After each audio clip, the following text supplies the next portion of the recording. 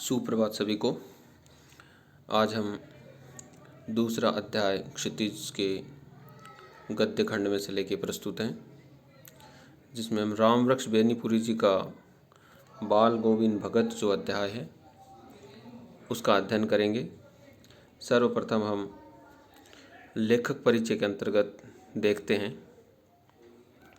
कि रामवृक्ष बेनीपुरी जी का जन्म बिहार के मुजफ्फरपुर जिले के बेनीपुर गांव में हुआ था। इन्होंने जो अपने नाम के साथ बेनीपुरी शब्द जोड़ रखा है, ये उनका जन्म स्थान जो है बेनीपुर गांव है, इसलिए उन्होंने अपने नाम के साथ इसको ऐड कर रखा है। तो उनका जन्म जो है 1899 में हुआ और माता पिता का निधन बचपन में ही हो जाने के कारण जीवन के आरंभिक वर्ष अभावों और कठिनाइयों और संघर्षों में बीते। आप जितने भी लेखक और कवियों का या महापुरुषों का हम अध्ययन करते हैं या पढ़ते हैं या सुनते हैं, तो उसमें ये चीज़ एक बहुत ही कॉमन सी आती है कि जिस इंसान ने भी अपने आरंभिक वर्षों में अभावों और कठिनाइयों में जीवन व्यतीत किया है और संघर्ष उसके जीवन में रहे हैं, वह व्यक्ति निश्चित ही आगे जाके बड़ा आदमी बनता है, कुछ महत्वपूर्ण काम करता है। ऐसा नहीं है कि 100% ऐसा ही होता है, परंतु ये अधिकांशतः होता है। तो इनके साथ भी वैसा ही हुआ था कि इनके प्रारंभिक जीवन में कई अभाव और कठिनाइयाँ थी और काफ़ी सारे संघर्ष उनके जीवन में थे। 10वीं तक की शिक्षा प्राप्त करने के बाद वे सन 1920 में राष्ट्रीय स्वाधीनता आंदोलन से सक्रिय रूप से जुड़ गए, यानी 10वीं क्लास तक इन्होंने पढ़ाई करी। और फिर 1920 में 1920 में देश में आज़ादी का जो आंदोलन चल रहा था उसमें ये पूरी सक्रियता से भाग लेने लग गए और कई बार जेल भी गए। यानी उस दौर में देश की आज़ादी के आंदोलन में बहुत सारे साहित्यकार, बहुत सारे रचनाकार जो थे, उन्होंने उसमें अपनी सक्रिय भूमिका निभाई और इस कारण उनको बहुत बार जेलों की यात्रा करनी पड़ी और उनका देहावसान सन 1968 में हुआ। 1968 में उनका स्वर्गवास हो गया, देहांत हो गया। 15 वर्ष की अवस्था में बेनीपुरी जी की रचनाएं पत्र पत्रिकाओं में छपने लगी थी। यानी वो जो 15 वर्ष के थे उसी दौर में उनकी रचनाएं जो है पत्र पत्रिकाओं में पब्लिश होने लगी थी। वो बहुत ही प्रतिभाशाली पत्रकार थे और उन्होंने अनेक दैनिक, साप्ताहिक और मासिक पत्र पत्रिकाओं का संपादन भी किया, जिनमें प्रमुख है तरुण भारत, किसान मित्र, बालक, युवक, योगी, जनता, जनवाणी और नई धारा। ये उल्लेखनीय है। तरुण भारत, किसान मित्र, बालक, युवक, योगी, जनता, जनवाणी और नई धारा, यानी बहुत सारे पत्र पत्रिकाओं में जो मासिक, साप्ताहिक और दैनिक सभी प्रकार के थे, उनमें इन्होंने संपादन का कार्य किया, यानी एज ए एडिटर। तो ये उनके प्रमुख पत्र पत्रिकाएं जिनका इन्होंने संपादन किया था। यानी वो जो 15 साल के थे उसी दौर में वो साहित्यिक पत्र पत्रिकाओं में अपने आर्टिकल्स वगैरह देते थे और छप भी जाते थे उनके। गद्य की विविध विधाओं में उनके लेखन को व्यापक प्रतिष्ठा मिली। उनका पूरा साहित्य जो है वो बेनीपुरी रचनावली के 8 खंडों में, यानी 8 भागों में बेनीपुरी रचनावली के नाम से, जिसमें उनका संपूर्ण साहित्य जो है वो उसमें पब्लिश है। तो उनकी रचना यात्रा के जो महत्वपूर्ण पड़ाव है, यानी प्रमुख जो उनकी कृतियां हैं, उनमें पतितों के देश में ये उनका उपन्यास है, चिता के फूल ये उनका कहानी संग्रह है, अम्बपाली ये उनका नाटक है, माटी की मूर्तें ये उनका रेखा चित्र है, पैरों में पंख बांधकर ये उनका यात्रा वृतांत है, जंजीरें और दीवारें ये संस्मरण है। यानी ये उपन्यास, कहानी, नाटक, रेखा चित्र, यात्रा वृतांत, संस्मरण, यानी सभी विधाओं में पारंगत थे। और ये सारे के सारी जो रचनाएं उनकी हैं वो बेनीपुरी रचनावली के 8 खंडों में, यानी 8 भागों में सारा उनका संपूर्ण साहित्य समेटा गया। यानी जिस किसी को भी बेनीपुरी जी के बारे में विस्तृत अध्ययन करना है तो वो बेनीपुरी रचनावली खरीद सकता है, जिसमें उनकी संपूर्ण साहित्य मिल जाता है। तो देखिए, मल्टी टैलेंटेड यानी बहुमुखी प्रतिभा के धनी थे।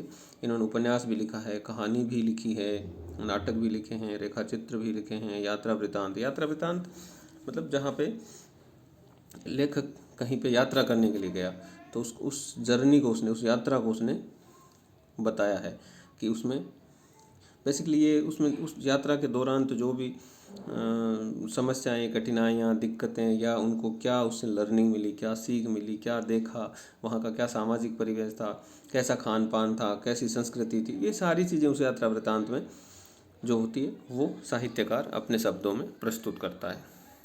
और जंजीरें और दीवारें, ये उनका संस्मरण है। संस्मरण का मतलब ये स्मरण से, यादों के सारे, स्मृतियों के सारे लिखा जाता है, जहाँ हम किसी व्यक्ति विशेष के साथ जो अपना समय व्यतीत करते हैं उससे हमें क्या सीख मिलती है, उसके जीवन को हम अपनी यादों के सहारे प्रस्तुत करते हैं। और उनकी रचनाओं में स्वाधीनता की चेतना, यानी विषय वस्तु क्या रही है बेनीपुरी जी की रचनाओं में, स्वाधीनता की चेतना, मनुष्य की चिंता और इतिहास की युगानुरूप व्याख्या। ये विशिष्ट शैलीकार होने के कारण इन्हें कलम का जादूगर, एक साहित्यकार हैं जिन्हें कलम का सिपाही कहा जाता है, श्री मुंशी प्रेमचंद जी, और इनको कलम का जादूगर कहा जाता है। यानी इससे आप अंदाज़ा लगा सकते हो कि ये मुंशी प्रेमचंद के समकक्ष एक बहुत ही महत्वपूर्ण साहित्यकार रहे हैं। तो इनकी जो विषय वस्तु है वो स्वाधीनता की चेतना, चूँकि 1920 के आसपास इन्होंने पढ़ाई छोड़ के स्वतंत्रता संग्राम में भाग लेना प्रारंभ कर दिया था, तो जाहिर सी बात है कि वो दौर वो था जब अंग्रेज़ों के जुल्मों की पराकाष्ठा थी। इन 1920 के महात्मा गांधी जी भारतीय राजनीति में, राष्ट्रीय परिदृश्य में अवतरित होते हैं। वो उस समय उनका दौर था। वहाँ से लेकर देश के आज़ादी के आंदोलन की सफलता तक गांधी जी एक वट वृक्ष की भांति उस दौर में अपने आप को उन्होंने स्थापित कर रखा था। तो उस दौर में ये लिखते भी थे और स्वाधीनता संग्राम में भाग भी लेते थे। तो उसमें उसके साथ साथ मनुष्य की चिंता और इतिहास की युगानुरूप व्याख्या, यानी इतिहास जो है उससे हमें बहुत कुछ सीखने को मिलता है। इसलिए परंतु समस्या ये रहती है ना कि हम इतिहास को किस परिप्रेक्ष्य में पढ़ते हैं, किस परिप्रेक्ष्य में समझते हैं। तो इस प्रकार ये विषय वस्तु या वे ये इस थीम पे वो बेसिकली लिखते थे। अब जो यहाँ हमारा एक निबंध है या एक रेखा चित्र है, रेखा चित्र मतलब जिसमें किसी व्यक्ति विशेष के जीवन को जैसे हम स्केच बनाते हैं उसी तरह से शब्दों के माध्यम से उसका एक चित्र बनाया जाता है। तो हमारा ये जो टाइटल है वो है आज बाल गोविंद भगत। तो इस रेखा चित्र में, यानी यहाँ पे इसको रेखा चित्र से, गद्य की कुछ अलग अलग विधाएँ होती है, उसमें से एक रेखा चित्र भी है। जैसे उपन्यास है, नाटक होता है, कहानी होती है, एकांकी होती है, जीवनी होती है ना, उसी तरह से एक रेखा चित्र है। तो इस रेखा चित्र के माध्यम से लेखक ने एक ऐसे विलक्षण चरित्र का उद्घाटन किया है जो मनुष्यता, लोक संस्कृति और सामूहिक चेतना का प्रतीक है। यानी जिस शख्स के बारे में ये रेखा चित्र लिखा गया है वो बहुत ही विलक्षण प्रतिभा का धनी है, जिसमें मनुष्यता, लोक संस्कृति और सामूहिक चेतना यानी ह्यूमैनिटी और हमारा जो लोकल कल्चर है वो और सामूहिक चेतना, इनका वो एक जीवंत प्रतीक माना गया है। तो वेशभूषा या बाह्य अनुष्ठानों से, यानी लेखक बता रहा है कि किसी आदमी का व्यक्तित्व अगर हमें उसकी परिभाषा बतानी है या उसको पहचानना है तो केवल उसकी वेशभूषा या बाह्य अनुष्ठानों से कोई सन्यासी नहीं होता।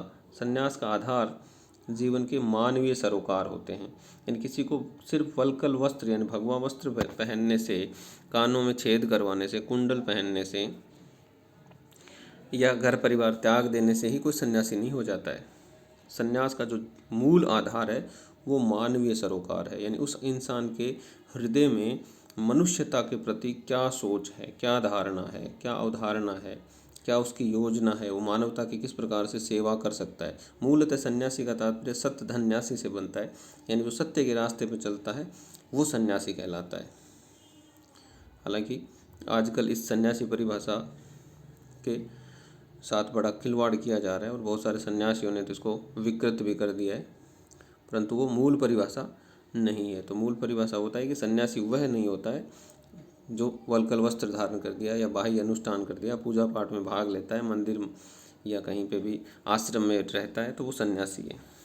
बाल गोविंद भक्त इस आधार पर लेखक को सन्यासी लगते हैं, यानी मानवीय सरोकारों के आधार पर लेखक को लगता है कि बाल गोविंद भक्त जो है वो वाकई सन्यासी है। और ये पाठ सामाजिक रूढ़ियों पर भी प्रहार करता है। इन हमारे समाज में जो बहुत सारी रूढ़ियाँ हैं, बाल विवाह, विधवा विवाह, विधवा विवाह तो हालांकि बाद में प्रारंभ हुआ था, पहले सती प्रथा चलती थी।